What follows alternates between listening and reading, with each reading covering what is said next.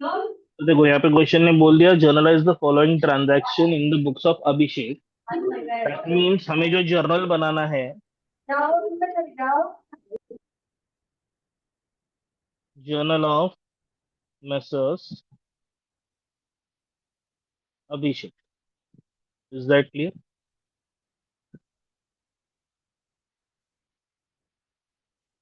Journal of messrs Abhishek. हाँ। हम्म।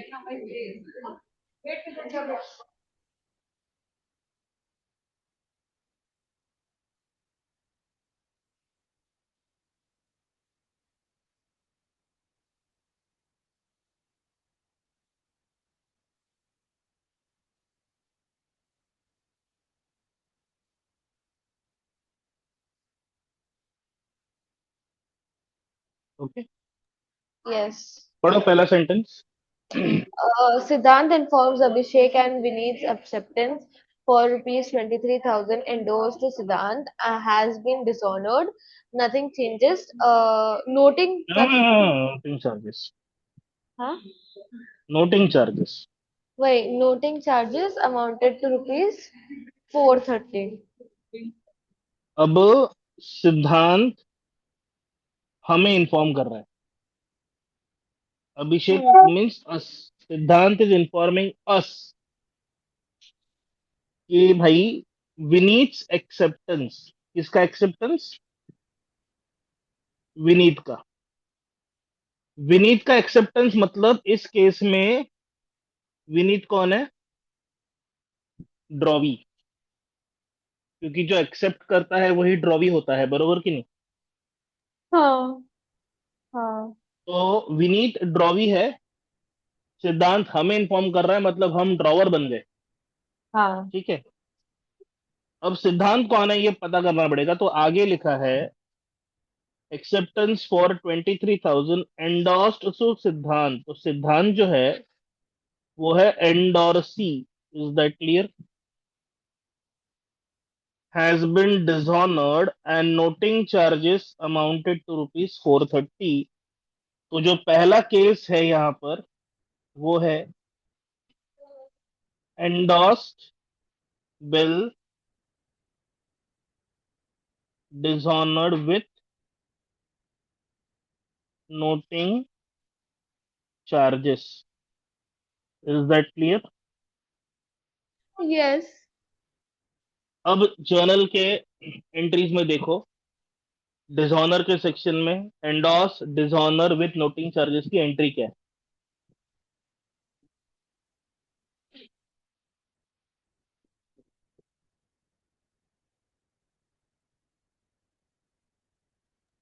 Hello.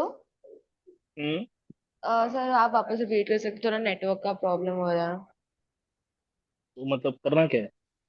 अच्छा, आपने भी कुछ बोला, मुझे सुनाई नहीं दिया एक्चुअली 2 मिनट से हाँ, कुछ। मैंने बोला कि endorse bill dishonour with noting charges की जर्नल एंट्री क्या है? एक second. Endorse bill dishonour plus noting charges. Hmm.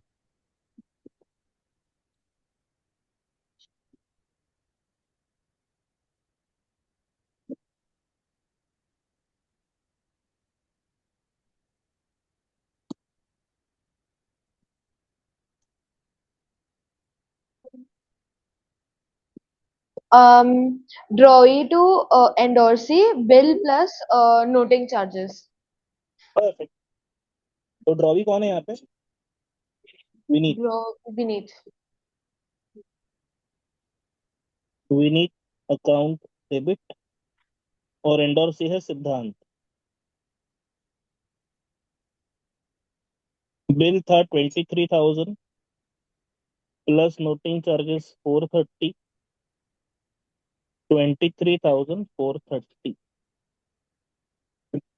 Is that clear? Yes. being endorsed bill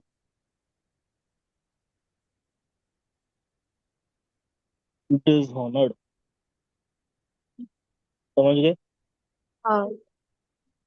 पर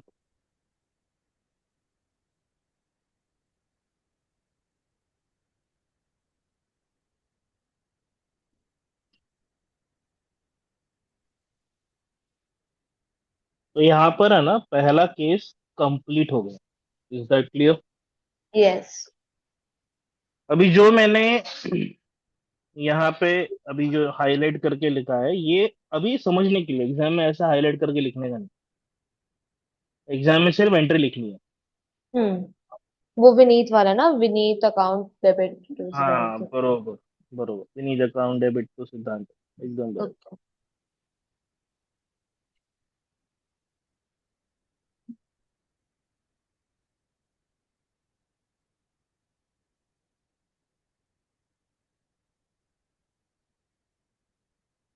अब यहाँ पर पहला केस हो गया complete. Now we are on case B. तो पहले केस को पूरी तरह से भूल जाने। ओके। अब देखो केस बी क्या बोलता है। काजल रिन्यूज हर एक्सेप्टेंस, है कि नहीं? हाँ। तो रिन्यूअल का केस है। रिन्यूअल के केस में हमारे पास B1 आएगा। B1 में आएगा डिसऑनर सबसे पहले। फिर आएगा B2, दैट इज इंटरेस्ट।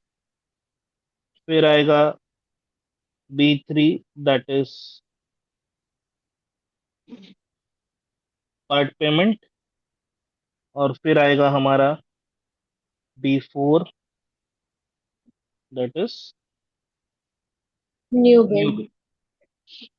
अब क्वेश्चन को ध्यान से पढ़ेंगे, और पढ़ने के टाइम पे हम यहाँ पर एक वर्किंग बनाएंगे कि भाई old bill, new bill, part payment और इंटरेस्ट, ठीक है ना? तो क्वेश्चन ने बोला बिल की वैल्यू थी 39,000, पुराने बिल की जो डिसऑनर हो रहा है, bye paying 3,000 in cash and accepting a fresh bill for the balance with interest. तो 39 में से 3,000 का हो गया पार्ट पेमेंट, बचे 36,000। इसमें मुझे जोड़ना है इंटरेस्ट। फिर मिलेगा मुझे मेरा अमाउंट न्यू बिल का। अब इंटरेस्ट मुझे कैलकुलेट करना पड़ रहा है ना यहाँ पर। हाँ। It is 11.5% for 3 months.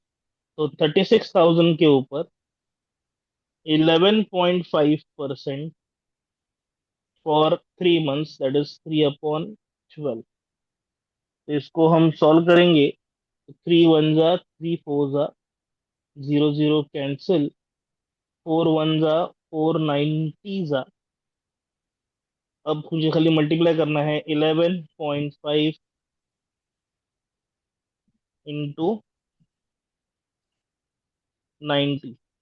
Into 9 पहले कर देंगे हम, फिर जीरो का देखेंगे। तो 9 5 जा 45, कैरी ऑफ 4। 9 1 जा 9, प्लस 4 13, कैरी ऑफ 1। 9 1 जा 9 प्लस 1 10। और ये 0 90 वाला आ गया, और हो गया ये पॉइंट डेसिमल का। तो it is 1,035 rupees. Okay. Yes. 1,035, 1,035। New bill हो गया 37,035। Are we clear? यस। अब देखो यहाँ पर डिसऑनर तो करना है, पर डिसऑनर में हमारे पास टोटल 4 ऑप्शंस होते हैं, बट जब हमें क्लियर नहीं होता कौन सा ऑप्शन, तो पहला ऑप्शन हमेशा सिलेक्ट किया जाएगा।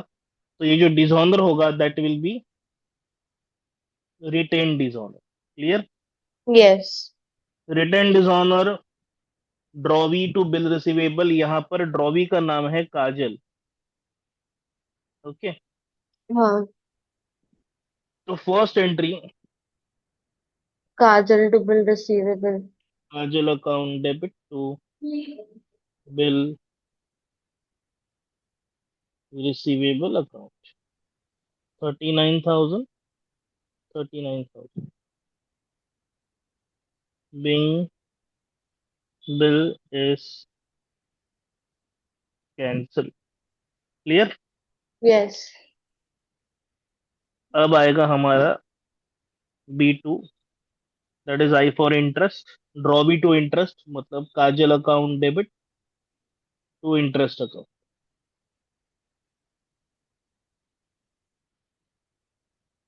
It is 10351035 being interest due. ठीक है। उसके बाद आएगा हमारा part payment, it is cash bank to drawee, तो cash bank account debit to drawee account, that is Kajal account, 3000 being part payment received from Kajal. और उसके बाद आएगा हमारा new bill,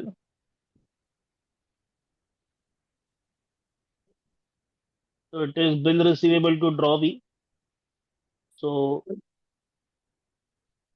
bill receivable account debit to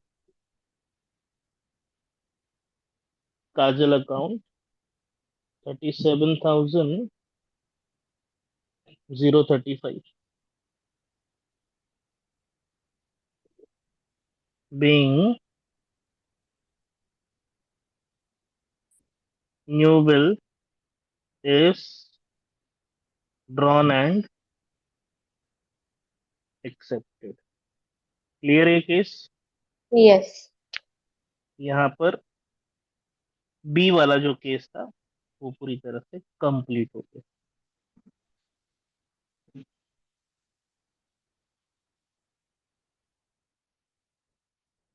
अभी ये B वाले के पार्टीज को भूल जाने का। अब third case, Radhika retired her acceptance to Abhishek for 23,000 by paying 22,250 by check। तो यहाँ पे क्या हो रहा है, बिल के साथ रिटायर हो रहा है ना, तो देखो जरा बिल रिटायरमेंट की एंट्री क्या आती है।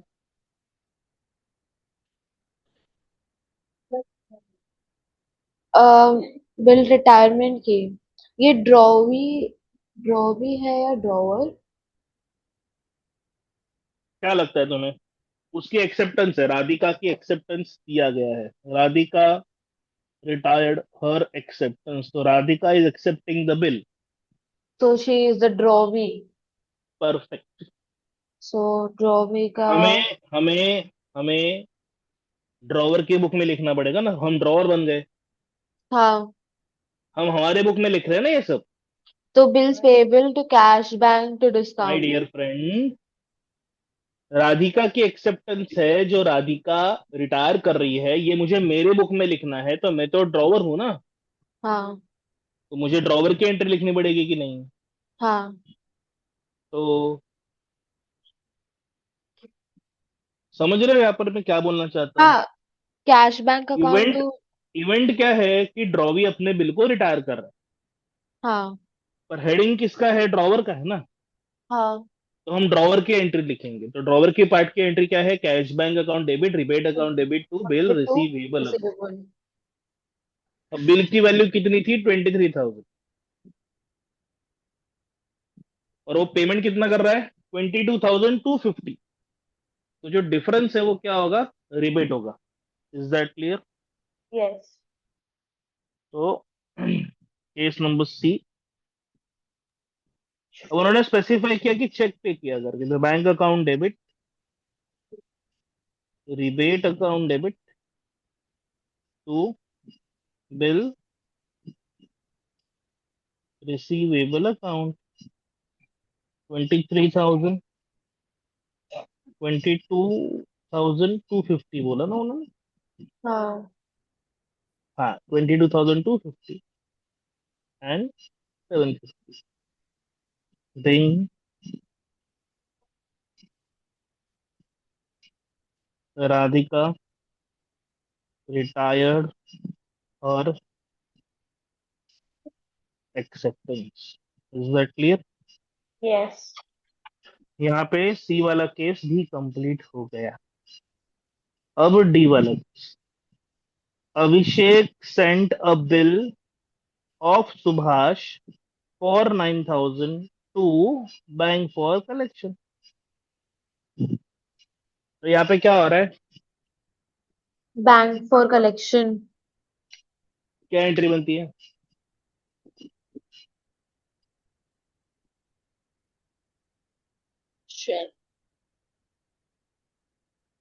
Bank for options of the collection. Drawer. हाँ, options of the drawer, bank for collection to bill receivable, बरोबर। हाँ। फिर बाद में बैंक ने इन्फॉर्म किया कि bill has been discontinue. Dishonoured by Subodh. Dishonour. तो मुझे अभी कलेक्शन डिसऑनर की भी एंट्री पास करनी पड़ेगी। हाँ, drawee to bank for collection. Yes, तो we have two things in case number D. तो एक होगा D1। D1 में bill send for collection, it is bank for collection account debit to bill receivable account. और amount था उसका 9,000, being bill sent for collection. election। और फिर आगे जाके उन्होंने बोला कि भाई जो भेजा था वो डिसऑनर हो गया, तो मुझे D2 लिखना पड़ेगा। Dishonour, it is drawee to bank for collection Subodh account debit to bank for collection account. Clear? Yes. 9,000, 9,000 being bill sent for collection dishonored.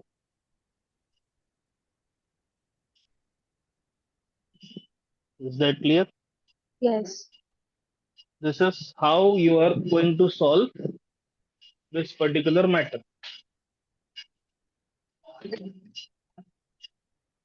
Apeksha, 1 second. Just hold on for a minute.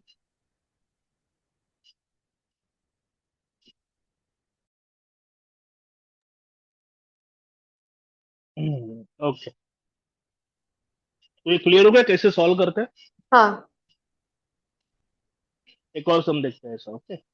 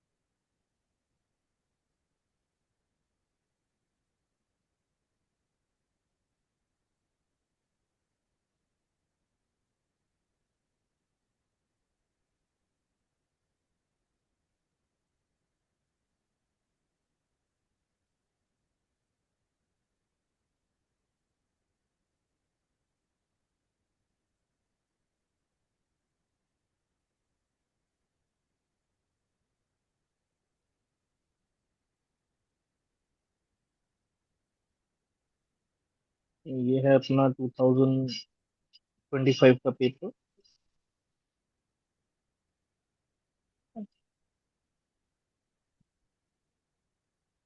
Now, so this is question number 3। Okay. Okay. 10 marks के लिए ये question की requirement है। Journal entries in the books of Mansi and Mansi account in the books of Kanika. जैसे हमने कल किया था ना कि ड्रॉवर का जर्नल बनाया, फिर ड्रॉवर का लेजर बनाया ड्रॉवी नहीं। की बुक में। हाँ। उसी बेस पर ये क्वेश्चन है, बस डिस्कस करते हैं तो थोड़ा आइडिया आ जाएगा। हम्म।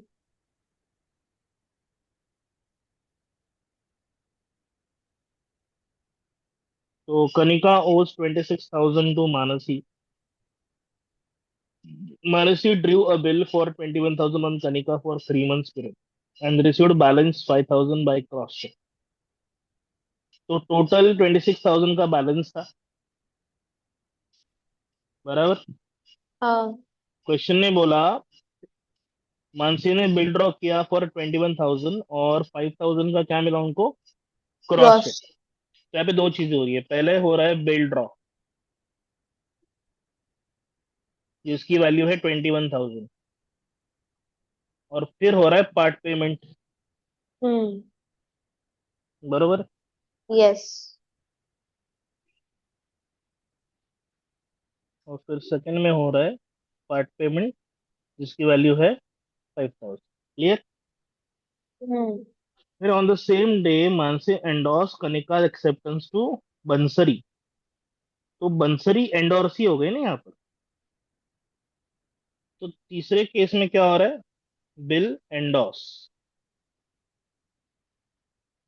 वैल्यू कितनी होगी, 21,000। 21,000। On due date, Bansari informed Mansi that Kanika dishonored her acceptance and noting charges amounted to rupees 280 280। were paid. तो फोर्थ इसमें क्या हो रहा है, endorsed dishonor with noting charges rupees 280। 280। फिर आगे बोला Mansi drew a new bill for 1 month on Kanika including noting charges and interest rupees 650। तो रिन्यूअल के केस में क्या हो गया, we have I for interest 650, यहाँ पर पार्ट पेमेंट नहीं है और डायरेक्टली यहाँ पर है new bill. New bill which is of 21,000 plus 280 plus 650। Clear. Yes. और ड्यू डेट पे कनिका ने हॉनर किया एक्सेप्टेंस को, तो लास्ट एंट्री जो है वो है retain honour. Is that clear. Yes. समझ गए। हाँ। Good.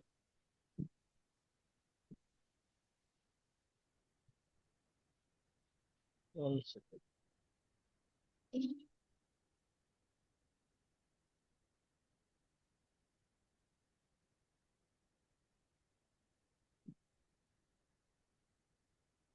Can take a screenshot, मैं इसको ये नहीं कर सकता। Yes. Please please take a screenshot and save on your system. ये नीचे वाला पोर्शन जा सकता है क्या, वो स्टॉक वाला? उधर तो खाली उन्होंने ये बोला ना कि लेजर बनाओ, अच्छा ठीक है। कनिका अकाउंट बनाने को बोला। ले लिया। Perfect, you can try this sum, okay. Okay. ठीक है, तो 2025 तो चला गया, 2024।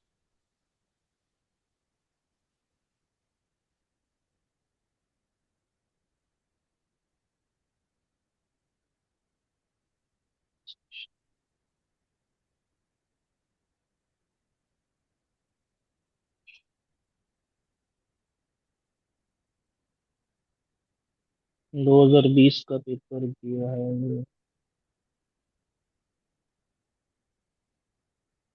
2020 का पेपर।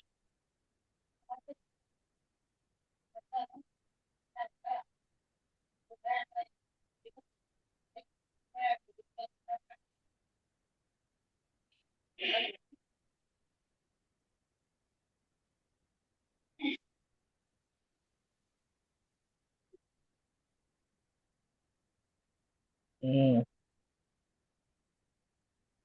देखो यहाँ पे क्या बोला है, on 1 March 2016 Meenakshi sold goods to Neeta worth rupees 40,000।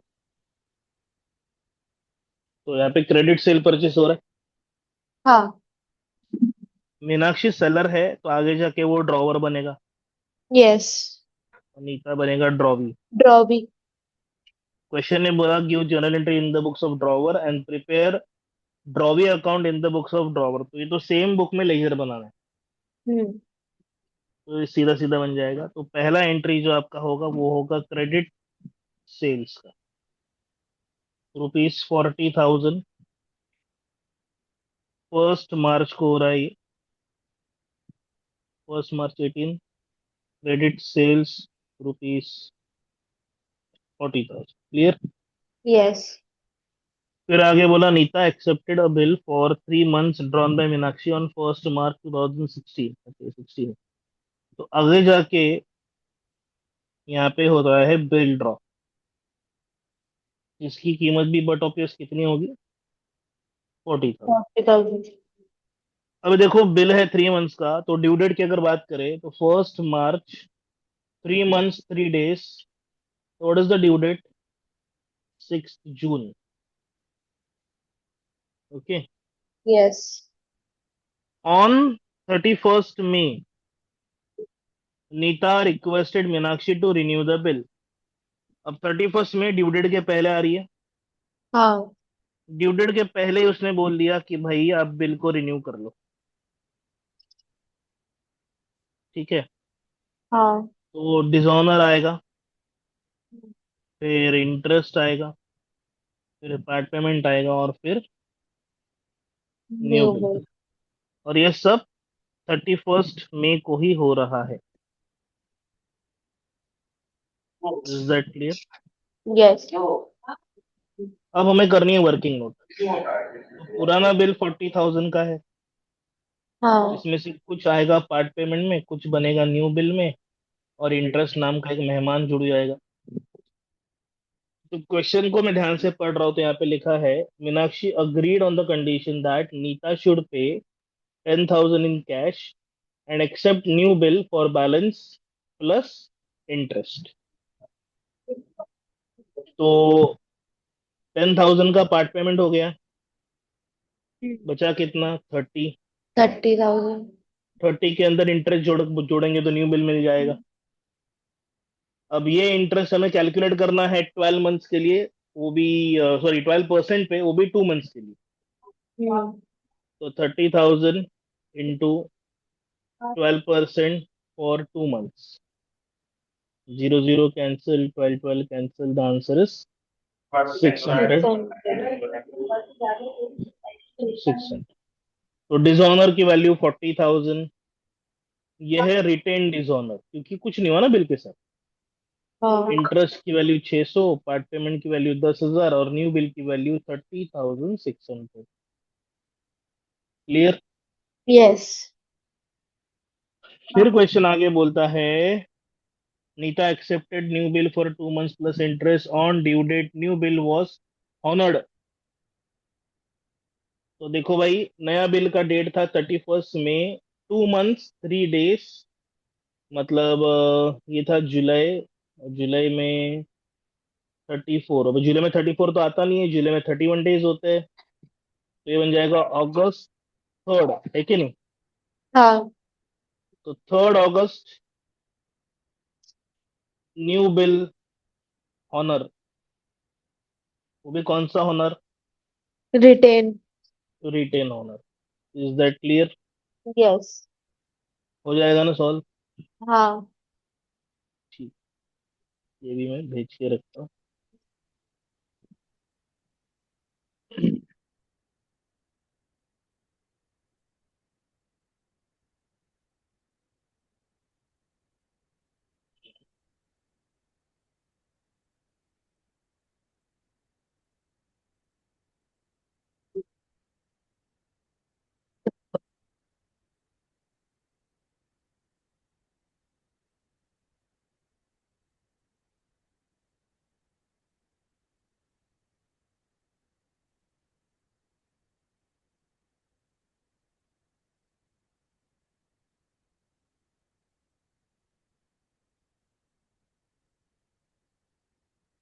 अभी हमने कौन सा ईयर का देखा था? 23 ना?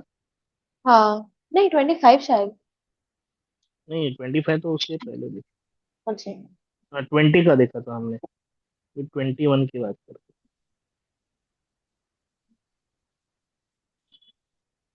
हम्म।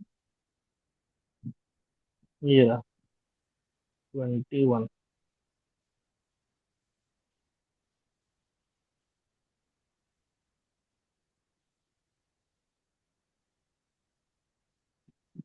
सर बाकी सब्जेक्ट्स के लिए भी अगर प्रैक्टिस करना हो तो 21 सेट मैं ले लूँ ना, मतलब अभी एंड एंड का टाइम है रिवाइज करने के लिए, तो कि हाँ, जरूरत। 21 सेट में सॉल्यूशन मिल जाएंगे ना आपको। हाँ देखो जो ठीक। देखो जो थ्योरी क्वेश्चंस है ना, हाँ। थ्योरी क्वेश्चंस के लिए, थ्योरी क्वेश्चन मतलब थ्योरी सब्जेक्ट के 21 सेट मत लो। ओके। वो तो पास्ट पेपर्स भी 5 साल के डाउनलोड करोगे तो पता चलेगा क्या बार बार आ रहा है। हाँ। ठीक है। जहां हाँ। तक अकाउंट्स की बात है वो तो हम कर ही रहे, हम्म। तो बचा क्या? मैथ्स लिया है। मेरा नहीं, एसपी है मेरा। हाँ, तो अगर अगर मान लो लर्निंग का प्रोसेस थ्योरी पार्ट, थ्योरी पे सब्जेक्ट में तुम्हारा चल रहा है ना धीरे धीरे करके, हाँ। तो 21 सेट लेके कुछ मतलब नहीं, क्योंकि फिर उसकी लैंग्वेज अलग हो गई, सब अलग हो गया। हाँ। आई बात समझ में? हाँ। तो रादर देन 21 सेट में तो ये बोलूंगा कि भाई ऐसा बुक अगर है, मतलब होता है टारगेट पब्लिकेशंस वगैरह जो पास्ट पेपर्स के सॉल्यूशन दे दे। ओके। वो भी कौन से सॉल्यूशन, जैसे कि अभी अकाउंट्स का हो गया, हम्म। या पास्ट पेपर्स के अभी आंसर अगर तुम्हें पता है, मान लो क्वेश्चन के आंसर्स पता है, जैसे कि फॉर एग्जाम्पल ओसीएम के अंदर हर पैराग्राफ का हेडिंग क्वेश्चन ही होता है ना। हाँ। What is management, principles of management, importance of management, and so मतलब every heading is a question basically. Yes. तो तुम्हें क्या करना है कि तुम्हें खाली नेट के ऊपर से है ना पिछले 5-6 साल के पेपर डाउनलोड करके कॉमन क्वेश्चन कितनी बार आ रहा है वो देखकर उसको पक्का करना पड़ेगा। ओके। पाँच मान लो 5-10 साल के आपने ओसीएम के पेपर ले लिए, तो 10 सालों में वो एक पर्टिकुलर क्वेश्चन कितनी बार रिपीट हुआ, हम्म। तो उसकी इंपॉर्टेंस बढ़ जाती है ना। हाँ। ये बात समझ में, क्योंकि नॉर्मली यस। कैसा है ना, एक्सपीरियंस कैसे होता है कि नॉर्मली पिछले 5-6 साल के पेपर जो होते हैं उसमें से 60% पेपर बना के आता है सेम टू सेम। हाँ। बाद में बाकी कुछ एडिशन ऊपर से कर देते हैं। अब थ्योरी में तो ऐसा कुछ कर ही नहीं सकते एडिशन। अकाउंट्स हम्म। में every year the paper is new, क्योंकि वो तो बना देते हैं ना प्रॉब्लम्स खुद से। हाँ। वो तो कंसेप्ट के ऊपर ये पूरी की पूरी। हाँ, एक काम कर सकते हो, इंग्लिश का 21 सेट ले लो। इंग्लिश का ना। हाँ, क्योंकि ग्रामर में मदद करेगा, कॉम्प्रिहेंशन में मदद करेगा, ऐसे राइटिंग लेटर राइटिंग में मदद करेगा। ओके, मैं इंग्लिश का ले लेती फिर। हाँ, इंग्लिश का ले लो। वो अपने वो काम का आएगा बहुत अच्छी तरीके से। ओके। है कि नहीं? बाकी इको, एसपी, ओसी, उसके लिए पास्ट 10 साल के पेपर डाउनलोड करके क्वेश्चन की कॉमन कॉमन चीजें देखो, कौन से चैप्टर्स में कैसे फोकस है वो देखो, उस हिसाब से नैरो बॉटम करके उसको लर्न करो। ओके। और है ना, हर चैप्टर की वेटेज पता होनी चाहिए कि कितने कौन से चैप्टर को कितने मार्क्स है।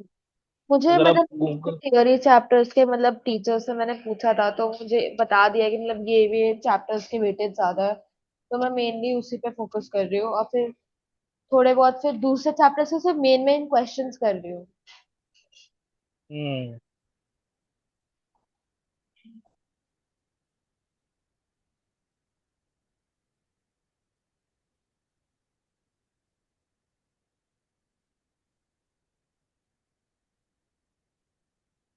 हम्म, इकोनॉमिक्स में तो मैक्रो माइक्रो बहुत इम्पोर्टेंट है वो एक। देखो यहाँ पर वेटेज वाइज उन्होंने दिया है, देखो यहाँ पर विद ऑप्शंस इंपॉर्टेंट होता है, तो अब देखोगे कि जो फॉरेन ट्रेड इंडिया है उसको 6 मार्क्स है खाली विद ऑप्शंस। हाँ। है कि नहीं? बाकी सबको देखा जाए तो 10-12 10-12 ऐसे ही वेटेजेस है। तो एक बार के लिए मान लो, if you to think something कि कोई एक ऐसा चैप्टर है जिसको थोड़ा सा हल्के में ले ले, तो वो चैप्टर फोर नंबर 10 होगा। अब देखो सबसे बड़ा वेटेज है चैप्टर नंबर 3 को, क्योंकि 24 मार्क्स का है विद ऑप्शन, दिख रहा है आपको, ए एंड बी। हाँ। 24 मार्क्स का है, तो ये एक इम्पोर्टेंट चीज हो गया। फिर आई थिंक इंडेक्स नंबर के अंदर तुम्हें कैलकुलेशंस होगी थोड़ी सी, हम्म। तो उसमें, और फॉर्म्स ऑफ मार्केट बहुत ही सिंपल चैप्टर है। और इंट्रोडक्शन टू माइक्रो, माइक्रो में तो सबसे बड़ा डिस्टिंग्विश आता है, वो लर्न कर लिया तो बाकी सब तो लर्न हो ही जाता हाँ, उसी में सारे पॉइंट्स रहते हैं, वही घुमा फिरा के बड़े आंसर में भी है। लिख। हाँ, वैसे जो पहले पहले के जो 5 चैप्टर्स है, hmm. Utility, demand, elasticity, supply and forms of market, ये मजेदार भी है, समझने में भी आते हैं और लर्न करना आसान। हम्म। उसके अलावा नेशनल इनकम एक एक कैलकुलेशन है बहुत बड़ा, अगर फॉर्मूला को समझ गए तो लिख भी सकते हैं, है कि नहीं? तो हमें हाँ। चाहिए स्ट्रैटेजी पे फोकस करने का, कि किस पे ज्यादा ध्यान दें। अभी जैसे पता चला कि ये जो लास्ट वाला चैप्टर है, फॉरेन ट्रेड इंडिया, उसको थोड़ा साइड में रखे तो भी चल सकता है। हाँ। ठीक है। ओके, अभी हम आते हैं हमारे क्वेश्चन के ऊपर वापस।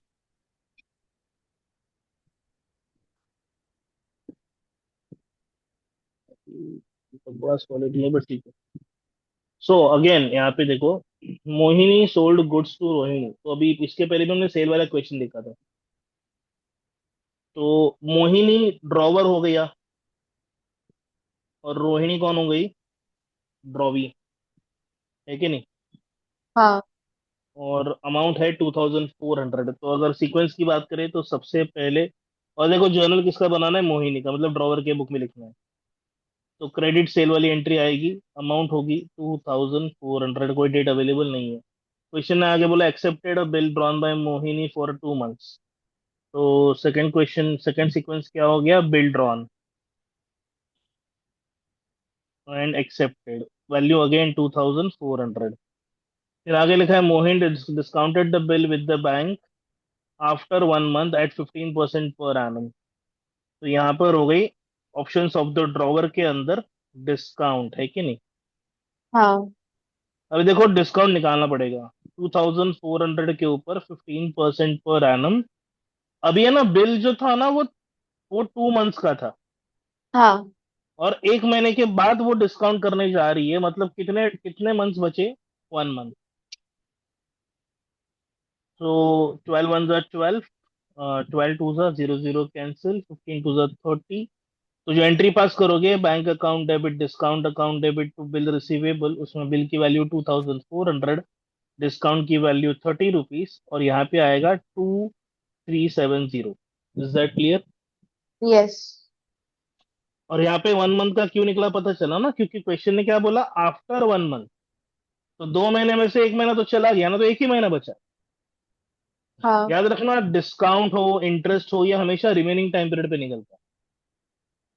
फिर क्वेश्चन ने आगे बोला, the bill was dishonoured on due date and Rohini requested Mohini to accept 400 along with interest of 55 in cash, and Mohini agreed for the balance. Mohini accepted a new bill for 3 months. तो basically dishonour हो गया सबसे पहले तो। वो हम्म। भी कौन सा डिसऑनर हुआ? Discount dishonour. दोनों। फिर इंटरेस्ट आएगा, फिर पार्ट पेमेंट होगा, पार्ट पेमेंट फिर new bill. Non new bill होगा। फिर आएगी वर्किंग नोट, ओल्ड, हाँ। Part payment, new bill and interest. Old bill तो पता है 2400 का है, तो यहाँ पर वैल्यू होगी 2400 की बेसिकली। फिर क्वेश्चन ने बोला था इधर कि should pay 400 with interest of 55। तो 400 तो बिल का दे रहे, तो बचा कितना? 2000।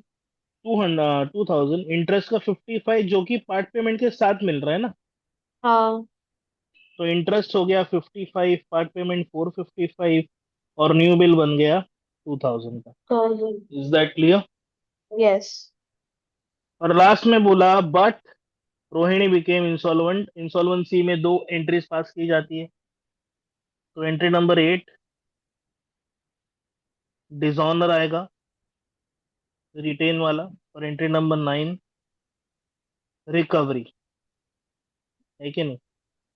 हाँ। रिकवरी में आएगा बैंक और बैड डेट्स। तो क्वेश्चन ने क्या बोला? 25% रिकवरी हुआ।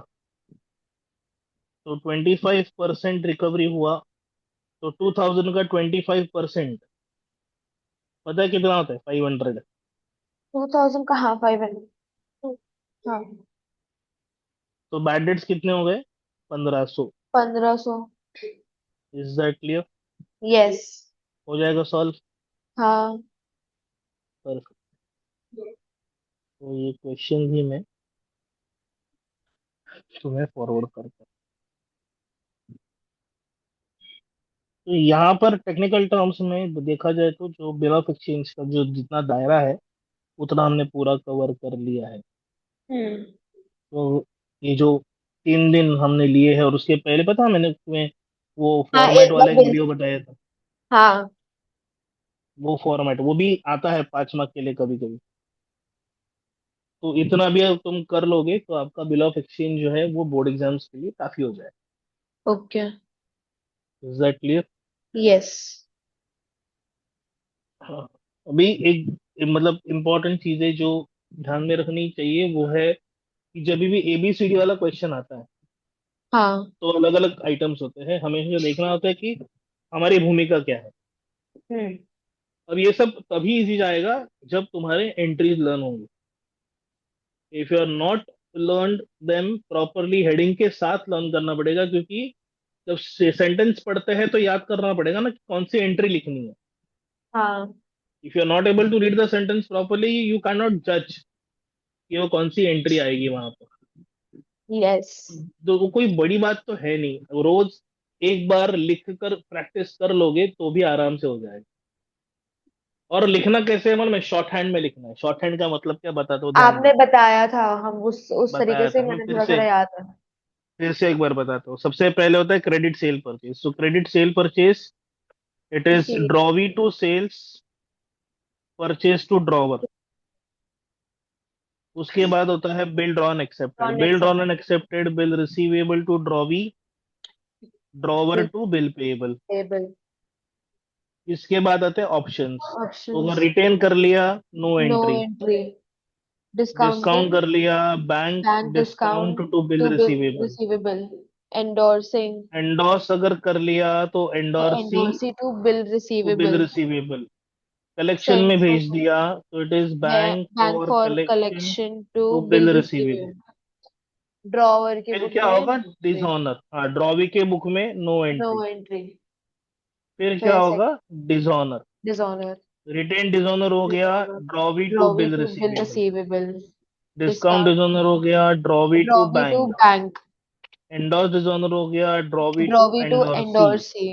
कलेक्शन कलेक्शन डिसऑनर में हो गया, drawee drawee to to bank bank for for collection collection. Collection. और उसके बुक में bill payable account, bill debit to drawer account. Account.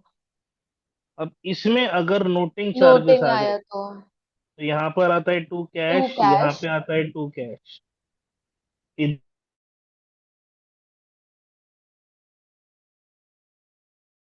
Drawer के बुक में noting noting charges. Charges drawee के book में। ड्रॉवी के बुक में। फिर आता है रिन्यूअल। रिन्यूअल में सबसे इंटरेस्ट। पहले क्या आता है? Interest. Drawee to interest, interest to drawer. फिर आता है part payment, cash bank to drawee, drawer to cash bank. और फिर आता है new new bill, bill. Bill receivable to drawee, drawee drawer to bills payable. Drawer to bill pay. फिर section in 3। सब के बाद एक, दो और तीन बिल ऑनर। पॉसिबिलिटीज। पहले हॉनर। रिटेन डिस्काउंट हॉनर है retain, discount, endorse, endorsee collection. Collection. तो यहाँ पे कैश होगा cash to bank to bill receivable. Receivable. Discount में no no entry, entry. No entry. No entry. Collection में cash bank to bank for collection. Perfect. और और इधर drawee के होगा bill payable to payable to cash cash bank. Bank. फिर bill retire. तो retire हो सकता है, रिटायर अगर हो गया, cash bank account debit, rebate account debit account to to bill bill receivable. Receivable. Drawee में bills bill payable to payable cash account bank to debit to discount. Cash bank to discount. Bill dishonoured due to और फिर insolvency. आएगा insolvency. हाँ। पहला step आएगा one dishonour, dishonour. फिर दूसरा दूसरा रिकवरी। आएगा रिकवरी। बैंक रिकवरी में account debit. Bank account debit, bad debts bad debts account account debit debit to drawee to drawee account. Account. और इधर ड्रॉवर में drawer account debit to debit to bank bank account to to deficiency account. Deficiency. और dishonour बस में drawee. हो गया। Dishonour तो है जो पहले का वही है ना। अच्छा, मैंने 2 बार तो क्यों लिखा इतना था? भी अगर मान लो रफली रोज ऐसे बोलते बोलते लिख दोगे ना हाँ। तो भी विद इन 4 5 6 डेज पक्का हो जाएगा। यस। इतना पक्का हो गया तो चैप्टर पक्का हो जाएगा। हाँ। जितना भी हमने सम्स देखे हैं, मतलब डे वन से लेकर अब तक बिल ऑफ एक्सचेंज के अंदर, उतने भी करोगे तो भी उसके बेस पर कोई भी क्वेश्चन बन के आ जाएगा, तो भी उसको आराम से सॉल्व कर पाओगे। हाँ। Is that clear? यस। अभी अगर थोड़ा पोर्शन चेक देखे हम, तो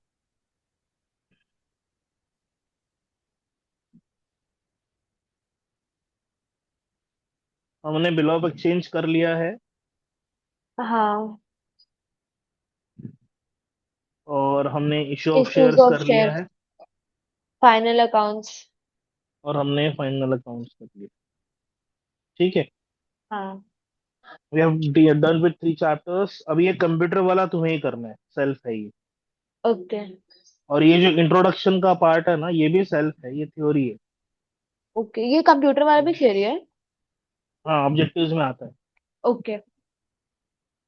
ठीक है, हाँ। अभी बचे कितने? एनपीओ, 1 2 3 4 5 6 चैप्टर्स हमारे बच गए। हम्म। हाँ, जिस स्पीड से जा रहे हैं उस स्पीड से करते करेंगे तो आराम से बोर्ड एग्जाम्स के पहले हमारा सब कुछ कंप्लीट हो ओके। जाएगा। But apart from this, just prepare your own time table, है ना। दिन हाँ। में simultaneously 2 subjects along with my tuition तुम्हें करना ही है। एक सब्जेक्ट थ्योरी का ले लो, तो एक सब्जेक्ट अकाउंट्स का ले लो। ओके।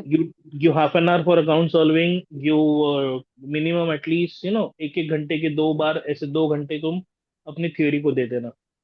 एंड वाइल हाँ। Learning theory, what you have to do is, पहले फॉर एग्जांपल मान लो तुम लॉ ऑफ डीएमयू कर रहे हो इकोनॉमिक्स के अंदर, तो पहले तो भाई what is utility, what is total utility, what is margin utility, एक एक लाइन में मीनिंग आ जाएगा। उसके बाद आएगा लॉ, लॉ आने के बाद उसका आएगा मीनिंग, फिर उसके आएंगे एजम्पशंस, फिर उसके आएंगे क्रिटिसिज्म, मतलब लिमिटेशंस। ये एक फुल फ्लेज आंसर तुमने रेडी कर लिया। हम्म। अब इसमें से जो क्वेश्चन पूछे वो क्वेश्चन का आंसर बना के तुम दे सकते हो। हम्म। समझ में आ रही मेरी बात? यस। तो लॉ को लर्न करने का ये तरीका होता है। जैसे लॉ ऑफ डिमांड भी कर रहे हो तुम, पहले डिमांड क्या है, फिर डिमांड के फीचर्स क्या हो गए, उसके बाद लॉ सप्लाई। ऑफ डिमांड आ गया, फिर लॉ ऑफ डिमांड के एजम्पशंस आ गए, और हाँ, एक्सेप्शंस भी तो है। हाँ। जैसे यूटिलिटी में एक्सेप्शंस है, डिमांड के भी एक्सेप्शंस है, सप्लाई के एक्सेप्शंस है। एक्सेप्शंस के ऊपर भी क्वेश्चन आ जाता है। हम्म। फिर ये एक बार पढ़ने का, समझने का, रीड करने का, और फिर लिखने का, कम से कम 2 बार, 2 से 3 बार तो लिखना है। फिर जाके ओके। अपने हाथ को प्रैक्टिस होगी। कैसा है ना, जब हाथ को अगर मान लो 3 घंटा चलने का आदत नहीं होगा ना, तो एग्जाम में हाथ दुखेगा। हाँ। और एग्जाम में हाथ दुख गया मतलब पेपर कंप्लीट नहीं होगा। सारे पेपर आराम से कंप्लीट होते हैं। 3 घंटा is very much big time for you. फिर भी अगर किसी कोई लोगों का कंप्लीट नहीं हो रहा ना, तो दे आर लैकिंग प्रैक्टिस। एक एवरेज स्पीड में लिखने वाला इंसान भी 3 घंटे में थ्योरी का पूरा पेपर सॉल्व कर पाता है, याद रखना। हाँ। सो 12th standard is more about how tactfully you're dealing those things, है ना, rather than mugging up. Don't mug up, understand, understand करोगे तो समझोगे, हाँ। समझोगे तो लिखोगे। ठीक है, तो यस। कल जब हम मिलेंगे, कल हम एक नया चैप्टर देखेंगे। Okay, okay. पर enough for today. Thank you. Okay, bye.